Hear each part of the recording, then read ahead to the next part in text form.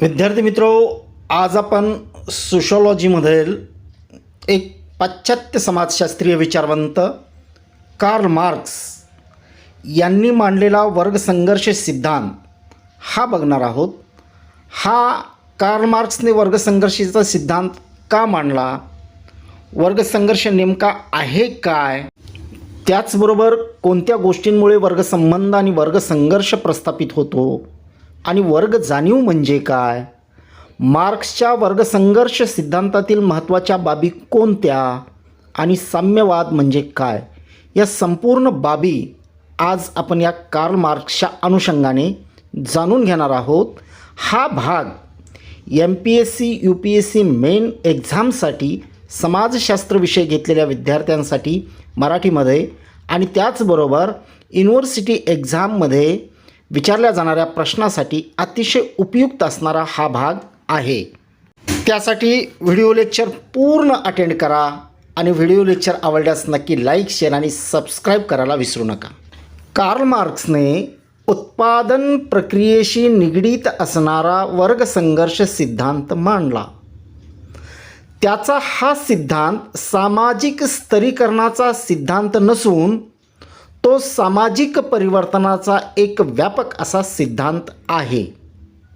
हा सिद्धांत सामाजिक परिवर्तनाचे एक साधन आहे. मार्क्सवादी विचारसरणीचे पुरस्कर्ते TB बॉटमोर यांनी मार्क्सचा वर्ग सिद्धांत म्हणजे समाजशास्त्राला लाभलेले एक मोठे योगदान आहे असे मत मांडले आहे. या सिद्धांताचे सखोल अध्ययन करताना एक गोष्ट लक्षात घेतली पाहिजे की हा सिद्धांत वस्तुस्थिती निदर्शक होता. आता तो कसा होता हे बघूया. कार्ल मार्क्सने जे विविध सिद्धांत मांडले त्यामध्ये त्याचा वर्गविषयक सिद्धांत हा सर्वात महत्त्वपूर्ण मानला जातो. मार्क्सचा वर्गसंघर्ष सिद्धांत हा उत्पादन पद्धतीशी किंवा व्यवस्थेशी निगडीत असून स्वतः मार्क्स असे म्हणतो की या सिद्धांताचा जनक ऑगस्टिन थिअरी हा आहे.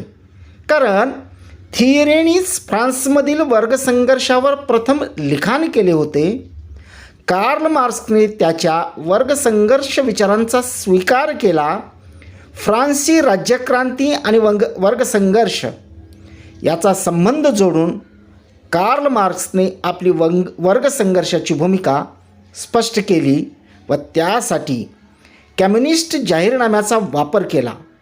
याच कम्युनिस्ट मॅनिफेस्टोमध्ये त्यांनी कामगारांना क्रांतीच्या दृष्टीने आव्हान केले आहे. कार्ल मार्क्स आपल्या वर्गसंघर्षाचा सिद्धांतावर भाष्य करताना असे म्हणतो की इतिहासाची पाने चाळली तर असे आपल्या लक्षात येते की आजपर्यंतचा मानवी इतिहास हा वर्गसंघर्षाचाच इतिहास राहिलेला आहे. कारण मानवी समाजात मालक, गुलाम, सरंजामदार, शेतमजूर आणि भांडवलदार, कामगार हे वर्ग अस्तित्वात होते आणि प्रत्येक वर्गात नेहमी संघर्ष राहिलेला आहे. त्यांच्यात एक वाक्यता अजिबात आढळत नाही. त्यामुळे मानवी इतिहास हा वर्गसंघर्षरूपी इतिहास आहे असे मार्क्स म्हणतो. असे असले तरी त्याचा मुख्य रोख हा आधुनिक समाजातील वर्गसंघर्षाचे विवेचन करण्याचा आहे. त्यामुळे मार्क्स असे म्हणतो की आधुनिक समाजात संपत्तीच्या जोरावर वर्गरचना आधारित असून त्यातून धनिक आणि श्रमिक असे दोन वर्ग निर्माण झाले. यालाच मार्क्सने भांडवलदार व कामगार असे नाव दिले.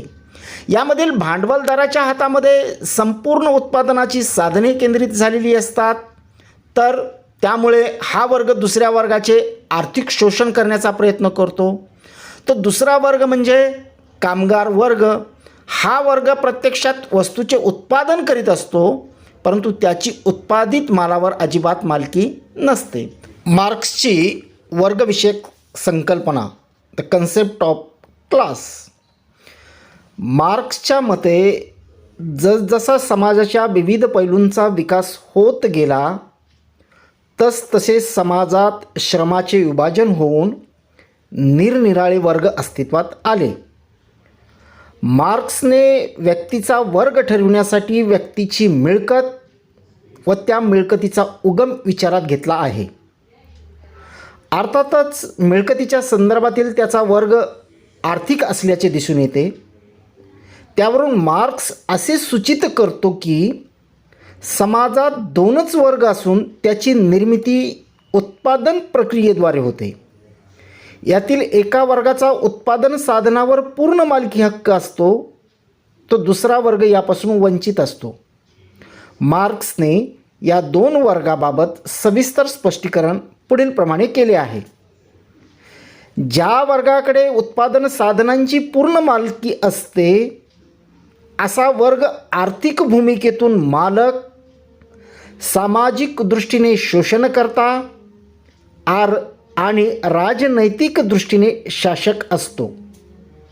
उदाहरणार्थ स्वामी, सामंत, भांडवलदार इत्यादी.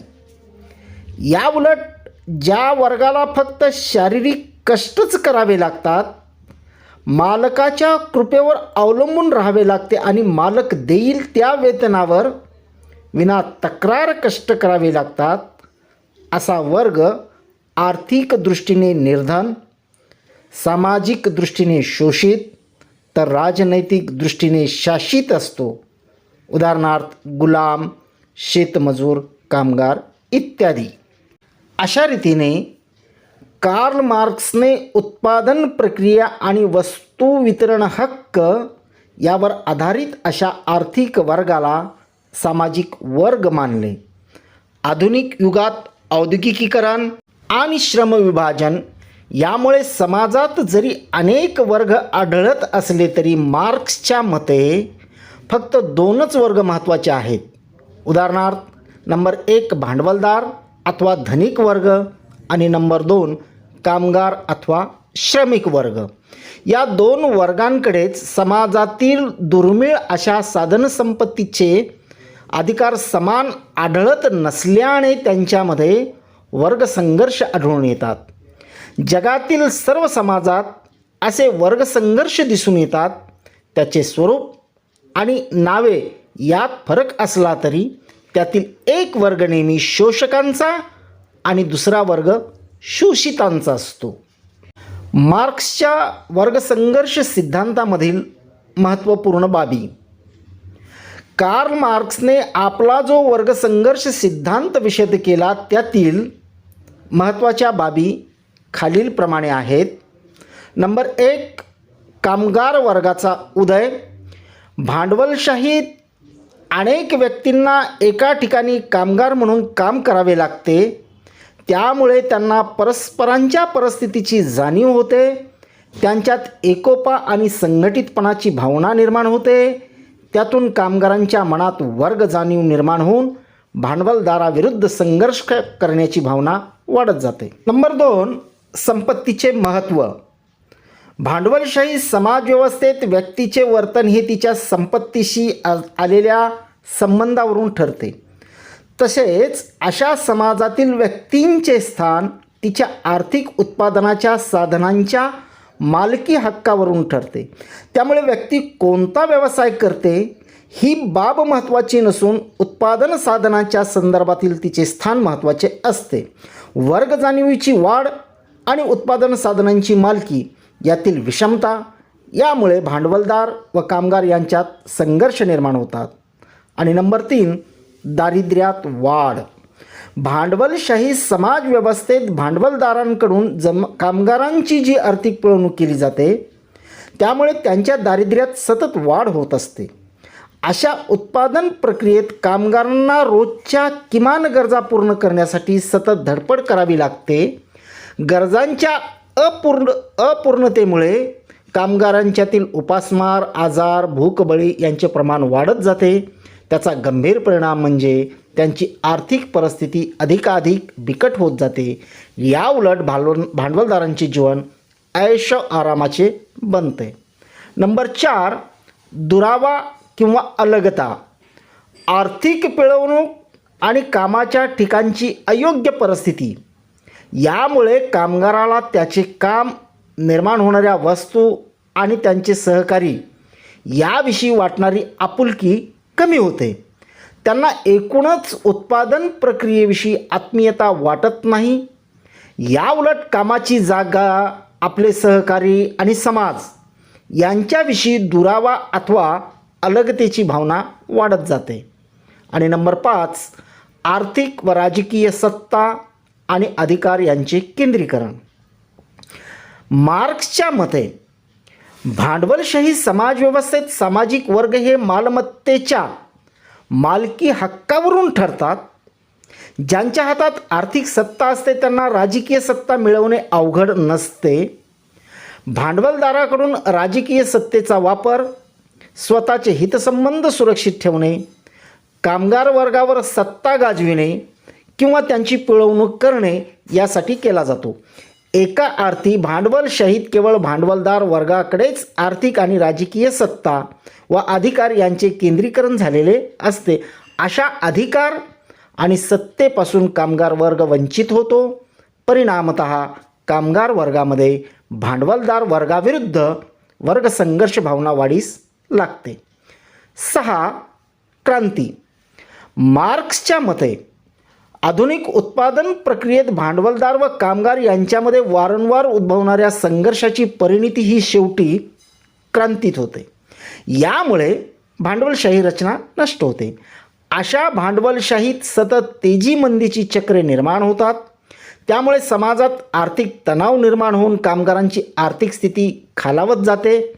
या स्थितीची परिसीमा गाठली जाते तेव्हा समाजात क्रांती होते. भांडवलदार व कामगार यांच्यातील वाद बंडाच्या रूपाने व्यक्त होतात. आणि नंबर 7, साम्यवादाचा उदय. मार्क्सच्या मते जेव्हा उत्पादन प्रक्रियेत कामगारांची सत्ता प्रस्थापित होईल तेव्हा मालमत्ता ही समाजाच्या मालकीची होईल. संपत्तीच्या खाजगी मालकी हक्कातील विषमतेमुळे निर्माण होणारी वर्गव्यवस्था नष्ट होईल आणि वर्गहीन अथवा संघर्षरहित समाज उदयास येईल. यालाच मार्क्सने साम्यवाद असे नाव दिले. थोडक्यात अशा साम्यवादामध्ये राज्यव्यवस्था नामशेष होऊन प्रत्येक व्यक्तीला तिच्या गरजेप्रमाणे गोष्टी मिळतील. प्रत्येक व्यक्ती स्वतःच्या कृतीप्रमाणे उत्पादन प्रक्रियेत सहभागी होईल. मार्क्सच्या वर्गसंघर्ष सिद्धांताचे मूल्यमापन. कार्ल मार्क्सने आपला जो उत्पादन प्रक्रियेशी निगडीत वर्गसंघर्ष सिद्धांत मांडला तो सर्वात महत्त्वपूर्ण मानला जातो. अतिप्राचीन समाजापासून ते आजच्या आधुनिक युगापर्यंत असे दिसून येते की समाजात 2 परस्पर विरोधी वर्ग अस्तित्वात असतात. यातील एका वर्गाकडे पैसा, सत्ता अथवा मालमत्तेची मालकी हक्क असते, तर दुसरा वर्ग हा या सगळ्या गोष्टींपासून वंचित असतो. दुसऱ्या वर्गाकडे फक्त स्वतःची श्रमशक्तीच असते. पहिला वर्ग जो भांडवलदार दुसऱ्या वर्गाचे म्हणजे कामगार वर्गाचे शोषण करतो. जेव्हा शोषण क्रियेचा अतिरेक होतो तेव्हा श्रमिक वर्ग अधिक धनिक वर्गाविरुद्ध क्रांतीचे निशाण उभारतो. ही क्रांती म्हणजेच वर्गसंघर्ष होय. जेव्हा समाजातून धनिक वर्ग नाहीसा होतो तेव्हा वर्गविरहित अथवा संघर्षरहित समाज उदयास येतो. अशा समाजाला मार्क्सने साम्यवाद हे नाव दिले. विद्यार्थी मित्रो, व्हिडिओ लेक्चर अटेंड केल्याबद्दल धन्यवाद.